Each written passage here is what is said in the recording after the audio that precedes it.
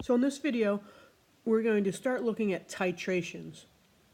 We're going to look at the titration of a strong acid and a strong base. The net ionic equation for a strong acid, strong base titration is always exactly the same. A strong acid is simply H plus, strong base is OH minus, and of course they make water. So the net ionic equation is always going to be the same, and the other pieces are spectator ions. So what we're going to do is look at the titration of 50 milliliters of 0.2 molar HNO3. So there's your strong acid, there's your H plus, with 0.1 molar NaOH. There's your strong base, your OH minus. What we're going to do is we're going to look at it at a whole bunch of different points.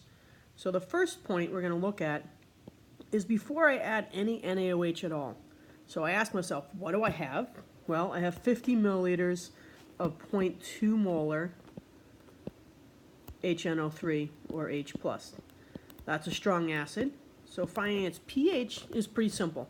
Minus the log of 0.2, you're going to get a pH of 0.699. And what we're going to do is we're going to make a titration curve.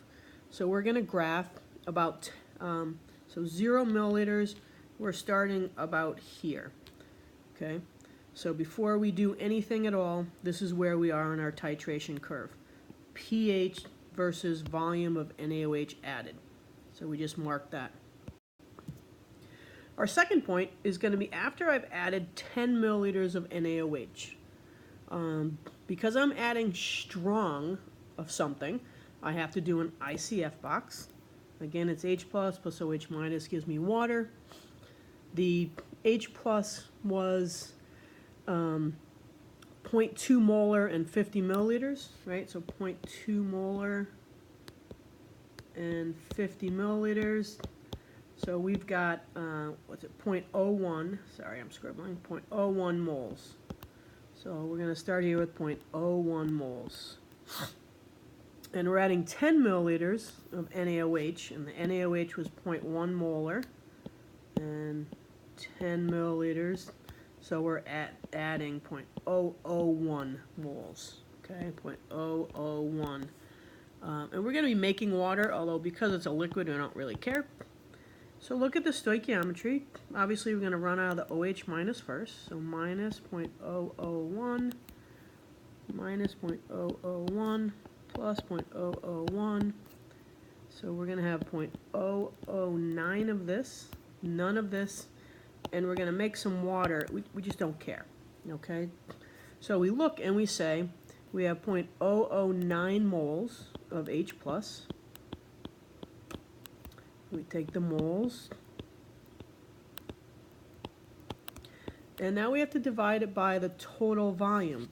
Well, the total volume, okay, is the 50 milliliters of HNO3 we started with, and the 10 milliliters of NaOH, so 60 milliliters. So we'll divide by 0.060 liters to get 0.15 molar.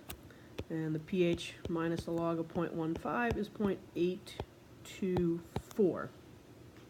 So on our graph, about 10 milliliters, 0.04, so we're somewhere in around here. Okay, so we've added a point to our graph. Our next point is going to be when we've added 20 milliliters of NaOH. Okay, so again, we're starting with the same amount of H plus, but now we're adding more OH minus, right? 0.1 molar, 0.02 liters, so 0.002 moles. We don't care about that. Again, you can see we're going to use this up first. Okay.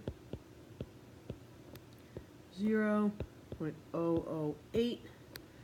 Our total volume that we've added is the 50 we started with, plus the 20 of the, so we've got 70 milliliters.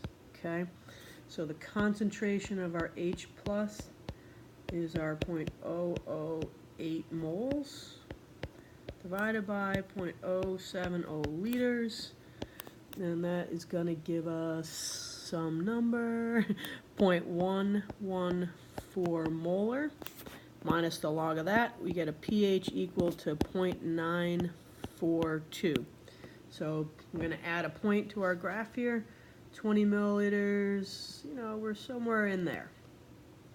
Okay, so we've got 3 points on our graph. We're going to keep on going. We're going to add 50 milliliters of NaOH. Okay, so I still got 0.010. Now I've got 0.005. Don't care about our liquid. Minus 0.005, minus 0.005, 0.005, 0. Our total volume is 50 of the HNO3, 50 of the NaOH is 100 milliliters. So our concentration of H plus is 0.005 moles divided by 0.100 liters. So we have 0.050 molar H plus, and the pH is 1.3. So at 50 milliliters, we're up, yeah, about there. So we've added another point to our graph. Okay, now we're going to add 100 milliliters of NaOH, and something different will finally happen. 0.010, 0.010, remember these are moles. So looks like I've hit the equivalence point, right? I have equal amounts of each reactant. Minus 0.010, minus 0.010, 0, 0. So what do I have at the equivalence point? Well, I have only water. So the pH is 7. So strong acid, strong base, at the equivalence point, right? This is your equivalence point when the reaction is exactly done. Same amounts of reactants and products. So 7. So 107. So now we've got another point, and all of a sudden our graph is shooting up. Okay, the next thing we're going to do, a couple more points. We're going to add 150 milliliters of NaOH. So we're past our equivalence point now. So 0.010, 0.015. Sorry, those are kind of scribbled a little bit. 010 and 0. So now we're going to run out H plus. So minus 0.010, minus 0.010, 0, 0.005. So now we've got moles of OH minus left over, okay? Our total volume is 50 from the HNO3, 150, 200 milliliters. So now it's the concentration of the OH minus we're finding, because we've got 0.005 moles of OH minus, 0.2 liters. So our concentration of OH minus is 0.025 molar. Okay, so first we find the pOH, which is 1.6, and then we find the pH, which is 12.4. So our graph has shot way up now. So we're at 150 and 12.4. Okay, so now we've got a point there. Let's do one more point on our graph. We'll add 200 milliliters of NaOH. 0.010, 0.020, don't care. Minus 0.010, minus 0.010, 0.010. Total volume is 50 plus 200 is 250 milliliters. Again, our concentration of OH minus, 0.010 moles, 0.25 liters. So that's going to give us 0.040 molar OH minus.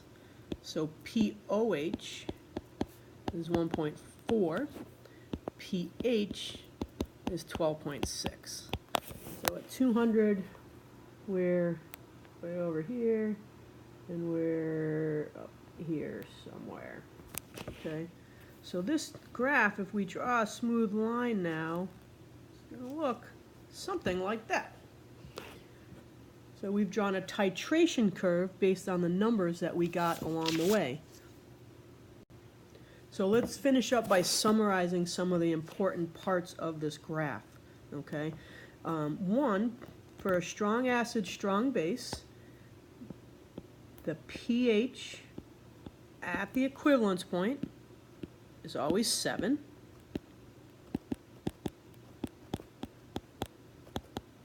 Okay.